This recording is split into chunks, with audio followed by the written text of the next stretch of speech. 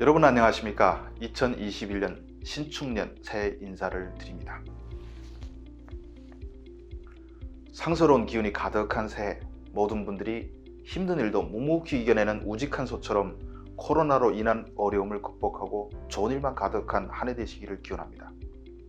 이렇게 새해 인사드리니 제가 유튜브 시작한 뒤 두 번째 새해 인사를 드리게 됐습니다.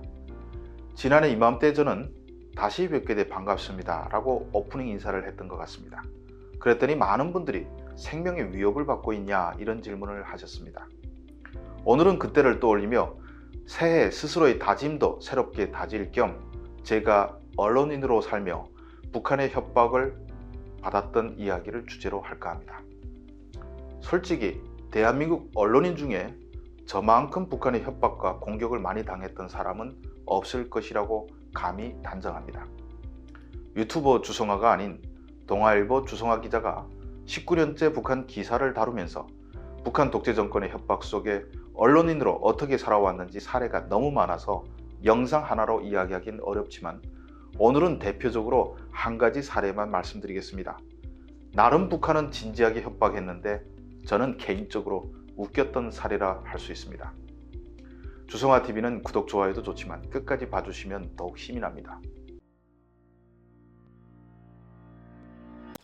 제가 쓴 기사를 놓고 북한이 최후 통첩을 보낸다면서 사죄하고 사태를 수습하지 않으면 무자비한 성전으로 대답할 것이라고 위협했던 사건이 있습니다. 그때가 2012년 6월인데 현충일인 6월 6일은 북한에선 조선소년단 창립일입니다. 그런데 이때 김정은이가 조선소년단 창립 66주년 기념 행사를 열고 고려항공 여객기까지 동원해서 지방에서 어린 학생들 2만 명을 싣고 왔습니다. 무슨 애들 대회하는데 전국에 여객기까지 보내며 자랑하니 눈길이 가지 않겠습니까? 그래서 제가 일면에 기사를 썼는데 제가 보도했던 스타일에 비교하면 크게 자극할 만한 내용도 아니죠. 왜 이런 대회를 열었는지에 대해서 저는 김정은은 체제를 지탱해줄 신세대의 충성심을 이끌어내는 것과 동시에 부모들의 마음을 잡으려는 포석으로 대규모 환심성 행사를 열기로 한 것으로 보인다.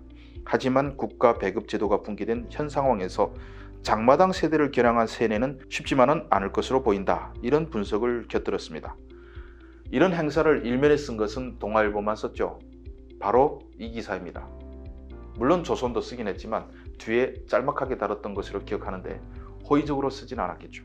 그런데 북한이 갑자기 6월 4일에 인민군 총참모 공개 통첩장 이런 제목의 성명을 발표하고 보수 언론들이 우리의 최고 존엄을 헐뜯는 새로운 악행에 매달리고 있다며 역적 패당에게 최후 통첩을 보낸다.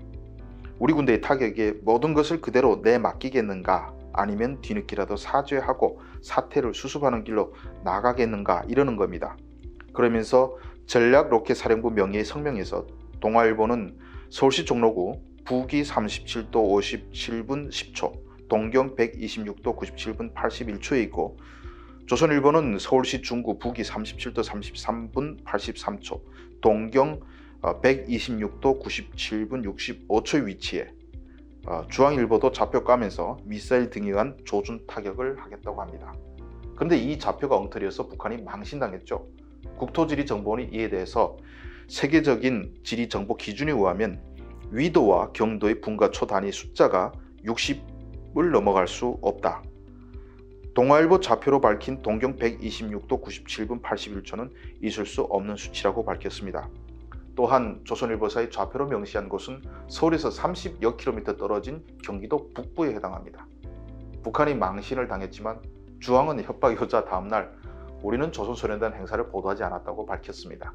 그러니까 북한이 한 보름 뒤에 민족을 배반한 보수 언론들은 앞날을 기대하지 말라는 논평을 냈는데 동아일보, 조선일보 등을 거론하면서 보수 언론들은 반역의 대가를 반드시 치를 것이다. 우리 군대와 인민이 매문가와 대결 광신자들을 철저히 쓸어버리겠다는 것은 1100배 정당하다고 주장했습니다. 그런데 이때 우린 안 썼다고 밝힌 중앙일보는 쏙 빼고 동아일보와 조선일보만 겨냥해서 비판했습니다. 북한이 한국 언론을 워낙 많이 비판하는데 작년 3월에도 동아일보를 포함한 6개 언론사를 지목하면서 우리의 정면 돌파전에 대해 한계에 직면할 수밖에 없다. 임시적 방편 등의 별의별 개나발을 마구 불어대고 있으며 심지어 대북 전문가들과 탈북자들을 내세워 코로나19 사태로 좌절될 가능성이 크다.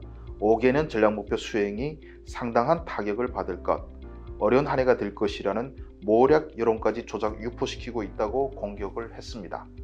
그런데 이때도 중앙일보는 빼고 동아와 조선만 비판했죠.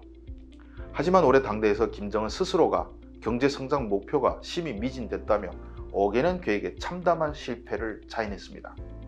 그러면 김정은이 모략 언론에 맞장구를 쳤다는 말인데, 그러면 북한의 언론이라 부를 수도 없는, 아무튼 조선중앙통신을 위시로 한 매체들이 동아일보에 사과를 해야 하지 않겠습니까?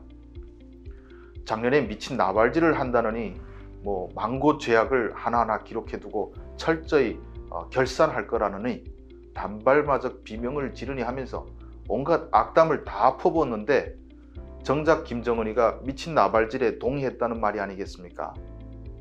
아무튼 저는 오랫동안 북한이 쓸어버리겠다는 매문가가 졸지에 돼버려서 경찰 경호 인력이 붙고 막 그랬는데 아직까지는 잘 살고 있습니다.